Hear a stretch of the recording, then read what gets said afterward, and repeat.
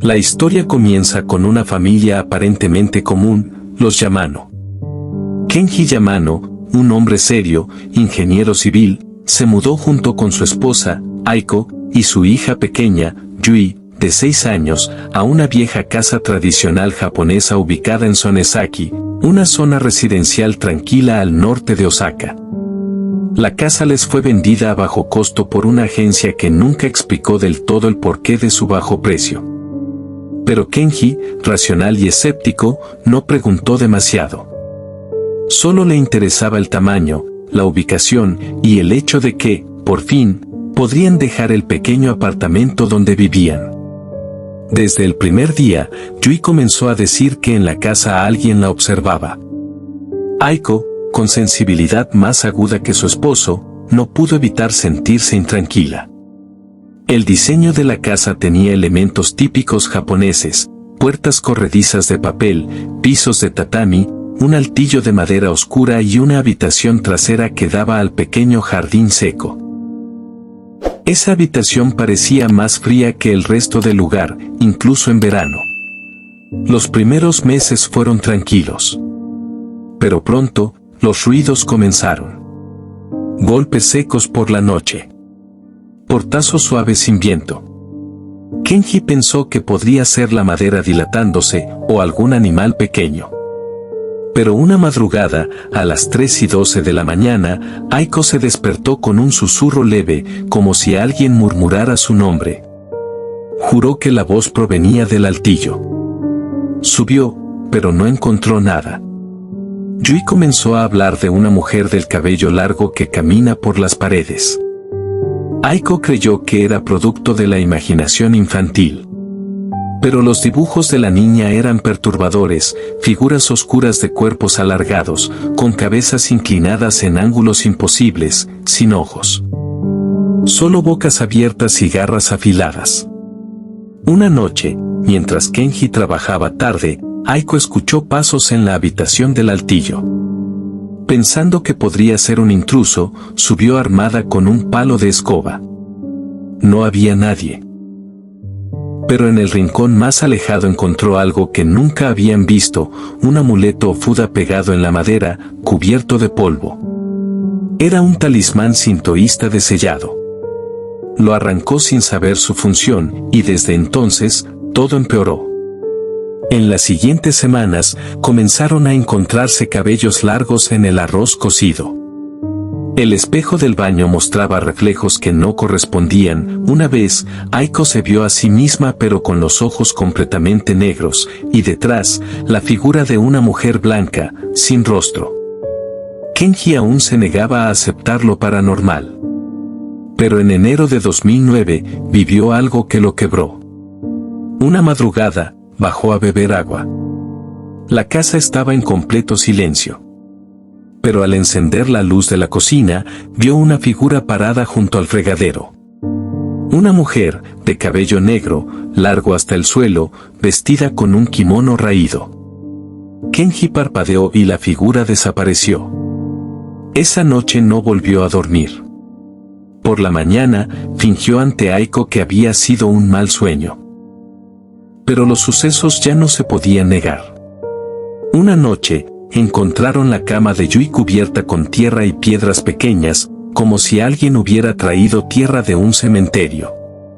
La niña, llorando, dijo que la mujer le decía cada noche que pronto se la llevaría. Aiko, desesperada, contactó a un monje budista local. Este accedió a visitar la casa y, al recorrerla, se detuvo pálido frente a la habitación del fondo. Dijo que la energía era anormalmente densa. Les explicó que esa casa fue usada décadas atrás como residencia de una partera durante la Segunda Guerra Mundial. Se decía que en el altillo, ella practicaba abortos clandestinos y enterraba a los fetos en el jardín. La historia, casi olvidada, había sido callada por los antiguos dueños. El monje intentó una limpieza espiritual. Quemó incienso, colocó nuevo sofuda y realizó un ritual de sellado. Pero esa noche fue la más horrible. A las 3 de la mañana, todas las puertas corredizas se abrieron al mismo tiempo. Yui comenzó a gritar y cuando Aiko corrió hacia su habitación, encontró a su hija levitando a unos centímetros del futón, con la boca abierta, en completo trance. El monje sufrió un desmayo inexplicable y Kenji tuvo que llevarlo al hospital. El hombre no volvió nunca más. Aiko, en su investigación, encontró un viejo compartimento oculto en el altillo. Dentro había un diario en japonés arcaico. Lo tradujo con ayuda de un historiador y descubrió que pertenecía a la partera. En las páginas relataba con frialdad los procedimientos, las muertes, y cómo comenzó a escuchar voces desde el subsuelo que le pedían más niños. La última entrada decía: el niño más reciente no murió. Lo enterré vivo. Desde entonces, ya no me deja dormir. Rasguña la madera. Suplica. A veces lo oigo cantar. ¿Qué había bajo el suelo de la habitación trasera? ¿Por qué los susurros eran cada vez más frecuentes? ¿Y qué oscuro secreto aún dormía entre las tablas de la vieja casa de Sonesaki? Después del fallido ritual del monje y el hallazgo del diario de la partera, la familia Yamano quedó marcada por un miedo constante. Kenji ya no dormía más de 3 horas por noche, y Aiko comenzó a experimentar alucinaciones auditivas. Decía oír el llanto de un bebé en las paredes, como si los lamentos se movieran por las vigas de madera. Pero la situación más crítica la vivía Yui. La niña no podía articular palabra durante las noches. Desarrolló una condición llamada mutismo selectivo nocturno. Su cuerpo se tensaba al llegar el ocaso. Dormía solo con luz encendida y con una muñeca de tela que decía que la protegía de la mujer blanca. Los susurros se intensificaron. Eran frases inconexas al principio. Pero luego, cada miembro de la familia comenzó a escuchar algo diferente. Kenji oía voces masculinas diciendo: debiste dejarla ahí abajo. Aiko escuchaba repetidamente: devuélvelo. Devuélvelo. Devuélvelo. Yui relató que una voz infantil le cantaba en japonés antiguo: mamá no vino. Mamá me enterró. Ahora yo duermo y tú dormirás. En marzo, durante una fuerte lluvia, el techo comenzó a gotear. Kenji decidió revisar el sistema de drenaje y aprovechó para levantar el viejo tatami de la habitación trasera donde siempre hacía más frío. Al quitarlo, encontró un compartimento oculto sellado con clavos oxidados. Dentro, una caja de madera envuelta en tela roja, ennegrecida por la humedad. Cuando abrió la caja, encontró algo que le provocó náuseas inmediatas: restos óseos diminutos, parcialmente momificados, y un trozo de tela con símbolos sintoístas de sellado quemados en los bordes. Junto a los restos, había una pequeña campana ceremonial y un diente infantil que parecía haber sido arrancado con violencia. Esa noche fue el punto de no retorno. Kenji, ahora convencido de que lo que los atacaba era real, instaló una cámara en la habitación trasera. Una cámara infrarroja, sin audio, enfocando la zona donde halló la caja. La primera noche, todo pareció normal. Pero en la segunda grabación, a las 3:13 de la mañana, algo ocurrió. Durante 7 segundos exactos, una figura translúcida descendió del techo. Parecía una mujer. De cabello largo, pero sin rostro. Su silueta estaba torcida como si no tuviera huesos. Se arrastró hasta el centro del cuarto, se arrodilló y con sus manos, comenzó a cavar. Desapareció en el suelo. Kenji mostró la grabación a un profesor de parapsicología de la Universidad de Kansai, quien, sin poder explicar el fenómeno, le pidió hacer una visita a la casa. El profesor, acompañado por 2 investigadores, visitó la residencia una noche de abril. Llevaban medidores de campo electromagnético y grabadoras de sonido. Captaron algo escalofriante: a las 3 de la mañana, todos los dispositivos grabaron un coro de voces infantiles diciendo al unísono: «Despiértala. Despiértala. Ella aún tiene hambre. El profesor abandonó la investigación. Dijo que jamás había sentido un terror tan genuino y dejó como advertencia: no remuevan más nada. Si hay más restos, déjenlos dormir. En junio de 2010, después de que Aiko sufriera un colapso nervioso al ver a su hija hablando con una sombra de pie sobre el umbral de la puerta, Kenji contactó a un reportero independiente llamado Hajime Okuda, especializado en casos paranormales. Hajime comenzó una investigación profunda. Descubrió documentos municipales antiguos que confirmaban que, en los años 40, la casa había sido visitada por la policía tras múltiples denuncias de desapariciones de bebés nacidos fuera del matrimonio. Pero la guerra detuvo toda investigación. La partera fue declarada mentalmente inestable y encerrada en un sanatorio de Kioto. Murió en 1951, afirmando hasta el último día que la criatura aún la esperaba bajo el suelo.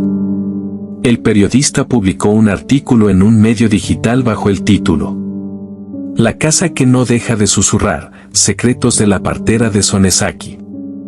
El artículo se viralizó.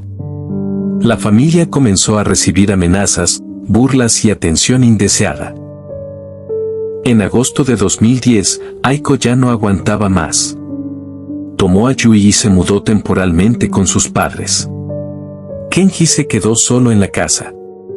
Durante esas noches, comenzó a sufrir episodios de parálisis del sueño.